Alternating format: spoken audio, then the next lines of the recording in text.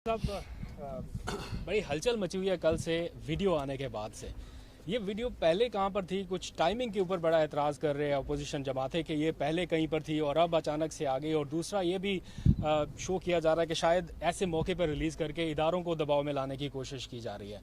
मज़ीद फर्दर क्या एक्शन होने जा रहा है? क्या आपका कॉमेंट है इस वीडियो पे?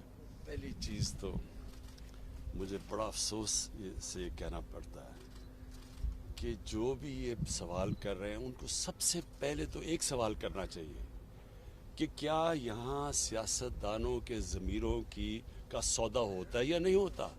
सवाल तो ये है, क्या पैसा चलता है लोगों के ज़मीर ख़रीदने पे, रिश्वतें देने पे?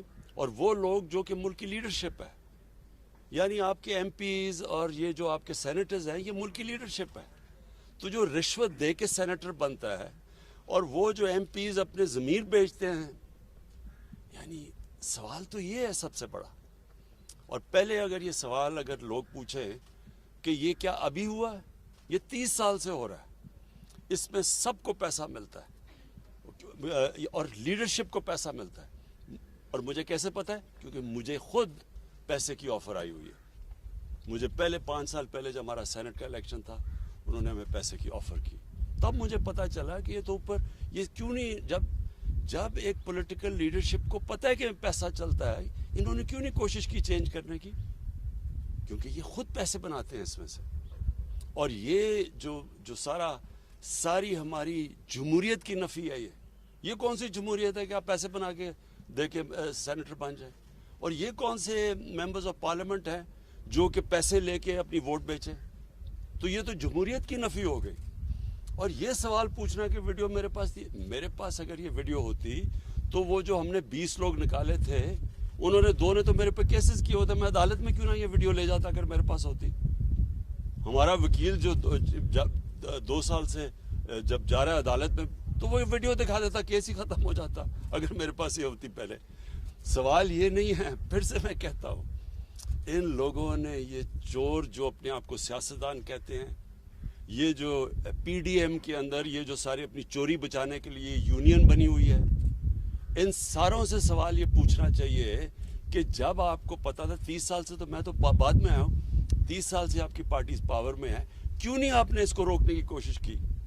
प्राइम मिनिस्टर साहब ये बताइएगा कि आप अभी आपने आप चीज़ों को छुपाने पे बिलीव नहीं करते, सारी रिपोर्टें आप मंजरेआम पे ले आते हैं। ये आप कई दफ़ा फरमा चुके हैं, कह चुके हैं कि मुझे ऑफ़र हुई थी माजी में, तो आज ये बता दें कि वो ऑफ़र किसने की थी, कौन सी सियासी जमात थी, कौन सा फ़र्द था, ताकि उसका भी चेहरा सबके सामने आया जो आपके पास गया और पैसे लेके ऑफ़र की कि सेनेट की सीटें बेची जा सकती हैं, खरीदी जा सकती हैं। मुझे एक आदमी ने ऑफ़र नहीं की, कई लोगों ने ऑफ़र्स भिजवाई कि अगर आप हमें इस सेनेट की सीट दे दें तो कहीं हम इतना पैसा देने के लिए तैयार हैं, आप शौकत खान हमें दे दें। इस तरह की ऑफर्स होती है। एक मिनट सुन ले देखें, एक ने नहीं दी, कईयों ने दी है। और ये मुझे नहीं मिलती, मेरे और लोगों को जो और मेरे मसलन जो समझते हैं ना पार्लियामेंट्री बोर्ड में है, उनको भी लोग पैसे ऑफर करते हैं कि जनाब अगर सेनेटर बना देती थी। इस वक्त बलूचिस्तान में एक सेनेटर बनने का जो रेट जा रहा है 50 करोड़ से 70 करोड़ पे जा रहा है, कि एक सेनेटर बनने के लिए तकरीबन 50 से 70 करोड़ रुपए वो खर्च करेंगे बनने के लिए। तो मुझे बताएं कि उन्होंने क्या बलूचिस्तान की, वो जो इतना पैसा खर्च करेगा वो कोई हातम ताई तो नहीं है, वो आके पैसा बनाएगा। तो पैसा किससे बनाएगा? पाकिस्तानी अवाम की खाल खींचेगा, पाकिस्तान का खून चूसेगा, इस तरह ही पैसा। कोई वो 70 करोड़ रुपया, कोई 50 करोड़ रुपया ऐसे तो नहीं खर्च करता। प्राइम मिनिस्टर साहब ये बताइएगा, प्राइम मिनिस्टर साहब ये बताइएगा, अभी आपने जिस कादिर ने वीडियो का जिक्र किया, सर इसमें जो जिन्होंने पैसा लिया, जिन्होंने दिया, वो तो सामने आ गए। इसके नतीजे में जो सेनेटर्स मुंतखब हुए, आपने तो कल कार्रवाई की और अपने वजीर कानून को आपने हटा दिया, लेकिन इसके नतीजे में जो सेनेटर्स मुंतखब हुए, आपको नहीं लगता कि इलेक्शन कमीशन को उनके खिलाफ आर्टिकल 62-63 की कार्रवाई करनी चाहिए? और साथ ही सर, इस वीडियो के आने के बाद मौलाना फजलुर रहमान ने आपको उनसे सियासत सीखने का मशवरा दिया, इस पर भी कमेंट करते सर। देखें, इसमें जो ये इनकी जो लीडरशिप है दोनों मेन पार्टीज की और फजलुर रहमान, ये सबको पता है कि पैसा चलता है। और फजल रहमान तो सबसे ज़्यादा पैसा बनाया इसने। इसकी पार्टी में तो वो सेनेटर बन गए जो JUI में नहीं थे, वो बाहर से आके सेनेटर बन जाते। कैसे बनते? सवाल तो इनके ऊपर करना चाहिए। और देखें इस वक्त सबसे इंपॉर्टेंट चीज़ क्या है, सेनेट इलेक्शन आ रहा है। अब क्या हमें जब पता है कि ये पैसे की पूरी एक सियासतदानों की मंडी लगी हुई है, रेट्स फिक्स हो रहे हैं, तो क्या हमने इसी सिस्टम के तहत इलेक्शन करवाना है? जब ये दोनों पार्टीज ने चार्टर ऑफ डेमोक्रेसी में वाजे कहा था, इनके चार्टर में लिखा हुआ है कि ओपन बैलेट होनी चाहिए। पिछली बारी ये नून लीग ने बार कहा कि जब ओपन बैलेट होना चाहिए, मैंने तायद की नून लीग के हाँ जी ओपन बैलेट होना चाहिए। आज ये क्यों पीछे हट गए हैं? मैं तो ये सवाल पूछ रहा हूं। जब पता है अब असल इशू ये है, सेनेट इलेक्शन बाद में तो तफ्तीश करते रहें। इशू ये है कि क्या सेनेट इलेक्शन हमने इसी करप्ट सिस्टम के जरिए लड़ना है या ट्रांसपेरेंसी लेके आनी, ये सारा इशू है बस। अच्छा प्राइम मिनिस्टर साहब, पाकिस्तान एक ज़रूरी मुल्क है और हमने देखा है कि कल भी कैबिनेट ने गंदम और चीनी इंपोर्ट करने की बात की है और उसकी इजाज़त भी दी है। ज़रूरी मुल्क होने के बावजूद हम चीज़ें इंपोर्ट कर रहे हैं खाने पीने की। साथ साथ हमने देखा कि कंस्ट्रक्शन के ऊपर आपने पूरा जोर लगाया, उसके नताइज तो सामने आए, लेकिन अब ज़राअत के ऊपर भी आप मीटिंग्स कर रहे हैं। सर हम जहाँ भी जाते हैं लोग हमसे कहते हैं आप वज़ीर आज़म से बात करते हैं तो उनसे पूछे इतनी महंगाई क्यों हुई? सर ये इस हवाले से ज़रा आवाम के जो खदशात हैं उस पर ज़रा जवाब। देखिए ये बिल्कुल ठीक बात है आपकी। महंगाई की सबसे बड़ी वजह क्या है? जब रुपया गिरता है, जब डॉलर के मुनिस्बत रुपया गिरता है तो वो महंगाई बढ़नी होती है। क्यों? सारी चीज़ें जो बाहर से आप आती हैं महंगी हो जाती है। जब पीपल्स पार्टी आई 2008 में तो तब रुपया गिरा, तब 25% रुपया गिरा, 25% तक महंगाई चली गई। आप उठा के देख लें 2008-9 में आज से बहुत ज़्यादा महंगाई हुई क्योंकि रुपया गिरा था 25%। हमारी बारी 24.5% रुपया गिरा जब हम आए।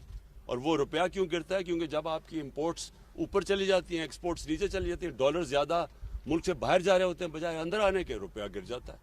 रुपए की डॉलर की शॉर्टेज होती है, वो डॉलर ऊपर रुपया नीचे। जब रुपया नीचे गिरता है, तेल महंगा, तेल महंगे के मतलब सारी ट्रांसपोर्ट महंगी, उसका मतलब बिजली महंगी, आधी बिजली तेल से बनती है, गैस आधी गैस बाहर से इंपोर्ट होती है वो महंगी, उसके बाद दालें महंगी, 70% दालें बाहर से आती है वो महंगी, घी वो बाहर से आता है घी महंगा, और फिर जब बाहर की कीमतें बढ़ती हैं फिर महंगी, पेट्रोल की कीमत बढ़े फिर महंगी।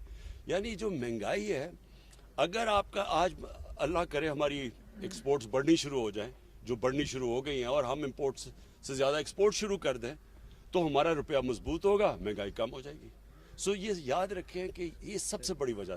दूसरी वजह बदकिस्मती से ये थी कि हमारी 2 बारिशें मौसम की तब्दीली की वजह से गलत टाइम पे आ गई, तो जो हमारी गंदम होनी थी अच्छी भली, वो हमारी बारहनी गंदम कम हुई, तो जब उसकी कम हुई तो इंपोर्ट करनी पड़ गई।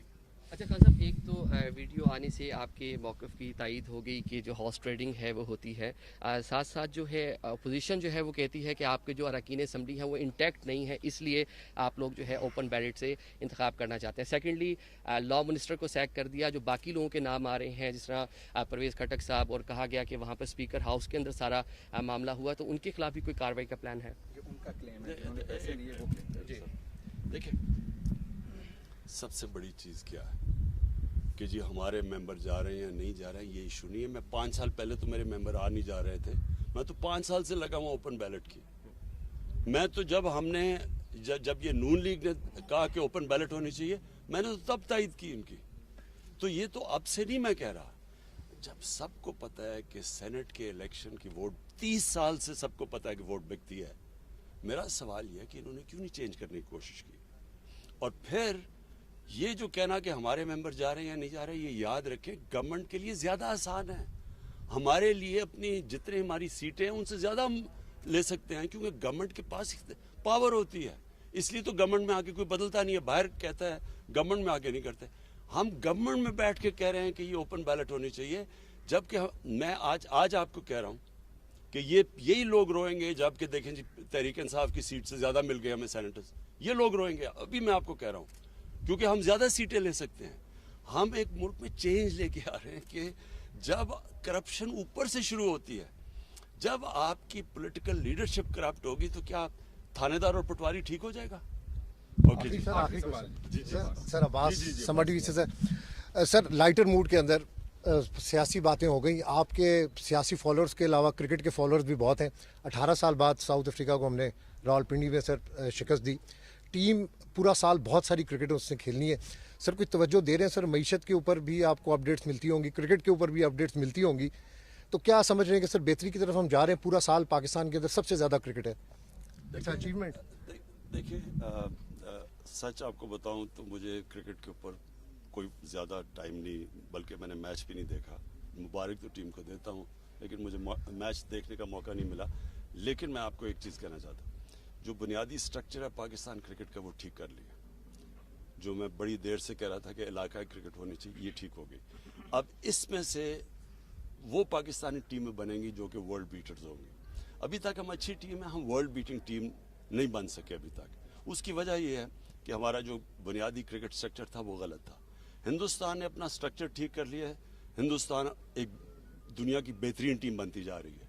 हमारा स्ट्रक्चर क्योंकि ठीक नहीं है, हमारा टैलेंट ज़्यादा है, मेरे हिंदुस्तान से बहुत ज़्यादा टैलेंट है यहाँ, लेकिन हम जो हमें जिस तरह की परफॉर्मेंस देनी चाहिए वो हम नहीं दे सकते। तो असल चीज़ ये है कि जो बुनियादी स्ट्रक्चर है वो ठीक करें, वो इन्होंने ठीक कर लिया।